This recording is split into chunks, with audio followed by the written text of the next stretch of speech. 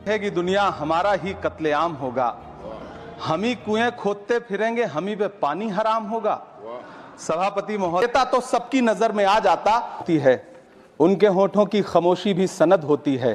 कुछ न कहने से भी छिन जाता है इजाज़े सुखन, जुल्म सहने से भी जालिम की मदद होती है। गलियारों में सरकार की तारीफ करती हुई महामहिम की आवाज गूंज रही थी, तो उधर मेरे कानों में हसदेव के जंगलों में आदिवासियों को जिंदगी देने वाले पेड़ों पर चलती हुई कुल्हाड़ी की आवाज गूंज रही थी।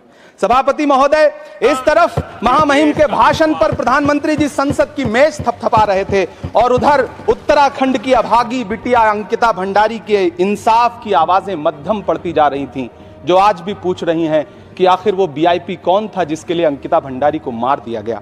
सभापति महोदय, इधर महामहिम सामाजिक न्याय की बात कर रही थीं और उधर उत्तराखंड के कोटद्वार में नफरती लोगों के खिलाफ एक बुजुर्ग को बचाने के लिए खड़ा हुआ दीपक, जो मोहब्बतों की रोशनी लेके खड़ा हुआ था, उसके खिलाफ कोटद्वार की पुलिस गंभीर धाराओं में एफआईआर दर्ज कर रही थी। और वो भी उस दिन हो रहा था जब उत्तराखंड के मुख्यमंत्री कोटद्वार में मौजूद थे। ये नया भारत है जहां दंगाइयों के खिलाफ एफआईआर नहीं होते, बल्कि अमन और मोहब्बत की बात करने वालों के खिलाफ एफआईआर दर्ज होता है। यह नया भारत है जहां असम का चीफ मिनिस्टर खुलेआम संवैधानिक प्रोटोकॉल तोड़कर कहता है कि मुसलमानों को इतना टॉर्चर करो कि वो राज्य छोड़ने पर मजबूर हो जाएं। वो कहता है कि अगर कोई मियां रिक्शा वाला 5 रुपए मांगो तो उसे 4 रुपए दो ताकि वो परेशान हो सके। यह नया भारत है जहां बरेली में खाली घर में नमाज पढ़ने पर पुलिस मुकदमा दर्ज करती है। यह नया भारत है जहां क्रिसमस की तैयारी करते हुए ईसाइयों पर सरकार मुकदमा दर्ज करती है।